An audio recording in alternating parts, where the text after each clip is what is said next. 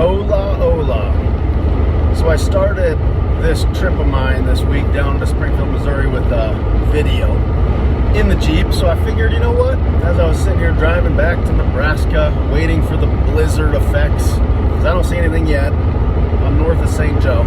No snow on the ground, but I'm just thinking a lot. And after I had a call last night with some of my patients, functional medicine patients, I don't know, I just get fired up about a certain topic. And one of the courses I taught down in Springfield was on habits. How do we change? How do we make good habits? How do we break bad habits? All of those details. And I'll tell you, a lot of them aren't my original ideas. You know, the book Atomic Habits by James Clear, I drew a lot from. I think it's an awesome book. If you haven't ever read it or listened to it, you should. But really, it starts with who you want to become. Who do you want to be as a person? And why? I always talk about that. Why do you want to be different? Why do you want to change? Why do you want to get healthier? Why do you need to get healthier? If you can figure out who you want to become and why you want to become that, man, it's powerful. Who do I want to become? I want to become a man that's known for being strong in his faith. I want to be a man who is known for being a great dad. I want to be a man who's known for, being honest, has integrity and good character, right? Those are the things I want, the who that I want to become. That's going to shape my identity.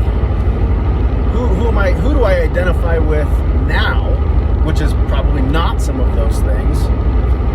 And why do I want those things? Why do I want to become that person? Well, my why is really deeply rooted in my faith, of course, and then also my whys, the 3 little kids that are waiting for me at home right now that I miss so much, right? Like, why? And there's so many other whys behind it, but that's the powerful one for me. So for you and for everybody, it's going to be different. Your why is different. Who you want to become may be different. But then here's the deal. So many of us, and I included, I'm speaking to myself, I lived a lot of years thinking I was just a failure in so many ways. I would set goals, I would want to change habits, behaviors, whatever it may be. And if I wouldn't accomplish it, or if I'd screw up, which I did a lot, I would think of myself as a failure, and that mindset can ruin you. It becomes your identity. The more you repeat those things in your head, the more you have negative self-talk, the more you think of yourself like that, it will become your identity. So that's the who, and the why is really to start shaping a new identity in yourself and for yourself. And really, the powerful analogy that I just loved in the book Atomic Habits was talking about trajectory and goals. So many of us, and I think too many of us, focus on goals, these lofty goals. And that's great, that's fine. Goals are not bad. But we oftentimes set these goals, and maybe it's with health. Let's just keep it with that, health and fitness, because that's what I work with people every day, and myself included. And we set these goals, and then we start too fast, too much, too aggressive, and it just becomes overwhelming. We get stressed out. It almost feels like it's just too much work. And the science is going to tell you that oftentimes lead to quote-unquote failure. Now, failure, I don't like the word. You've heard me say that before, maybe. It's an opportunity for growth. It's not failure, it's an opportunity for growth. So remember that too. It's a terrible mindset to think you're a failure, you failed at something. The best of the best of the best in athletics, in business, they all fail. They don't let it get them down though. So, you can set goals. The goal is like the end point. And the analogy he used in the book was an airplane. So if you're in Los Angeles, California, and you want to fly to New York City, that's a pretty good distance, and it's going to take time. So the goal is to get to New York City, right? And here's the fascinating part. You take off in that airplane from LAX, and if that pilot moves the nose of that plane 3 inches to the left or 3 inches to the right from the get-go, the trajectory of that airplane is never going to make it to New York City. A tiny little change at the beginning of that flight will set the trajectory, and you'll end up hundreds of miles away from New York City. Mind blown. Mine was anyway. I'm like, man, so what's the point though? Why was my mind blown? And I hope why your mind is blown is because we don't need to start out with these big, huge, overbearing, overstressful habit changes. Small, sustainable steps or changes can accumulate over time and can keep your trajectory pointing in the right direction. And then you're going to reach your destination. What does it take, though, in order for that to happen? It takes discipline, consistency, persistence, more than likely, and just showing up. So if you miss the gym one day, no shame, no guilt. You're not a failure. Pick yourself up and go the next day. If you ate a healthy, crappy meal, get back on the right track the next day. Start making these small, sustainable steps. Now, I'm going to talk more about this in the future because it's like, okay, what do you mean? How do I do that? Okay, you can't just make necessarily tiny little changes and only do those tiny little changes forever. You've got to build on those and grow. Okay, the systems of how you get to your goal is really what you need to focus on. It's all about systems, and the systems are the habit changes.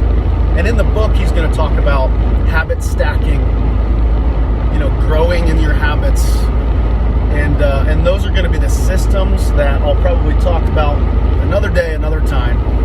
But for today, it's just heavy on my mind and my heart to just kind of get that out there to you guys. Set your trajectory, set your goals, but always remember, little changes in the nose of that airplane will take you on course or will cause you to stray way off course. So, the little bad habits that we all do, we probably all have, can also do the same thing. The little things can add up. The little stresses of life can wreck your nervous system. The unhealthy diet, the unhealthy, I don't move enough and exercise enough, the little things that we think are little, over time and distance, are going to matter. So think about that as well. Make good habits. Start working on changing your bad habits. If you don't know how to do that, get the book Atomic Habits. Keep tuning in to me. And here's the other thing. It's just one of those things that I think you just need to be conscious of what's going on in your life, conscious of your habits, and conscious of your behaviors. Man, I could talk about that for a while, but I won't, because I've already been rambling for who knows how long, 10 minutes. We go through our days and we don't even think about most of what we do.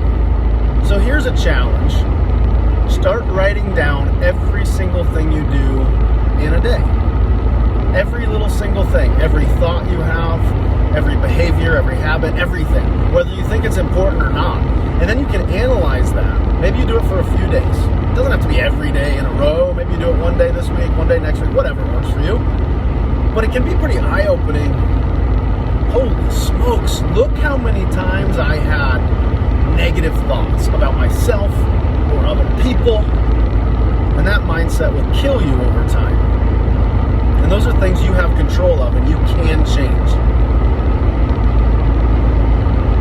So, behaviors, thoughts, emotions, write them down. Start looking at that. And I think it was kind of that world-renowned psychologist Carl Jung, if I remember, and it's J-E-U-N-G or J-U-E-N-G, not Young as in Y-O-U-N-G. So anyway, Carl Jung, he said something like that, like, most of what we do in our life is unconscious. And until we make the unconscious conscious, we can't really change. I probably butchered the quote, but it's a paraphrase. My own thoughts based on his work. All right. I think I'm done. I'll probably think of more. And oh, why didn't I say that? Ah, shoot. It'll be another video another day. See y'all later. Be safe.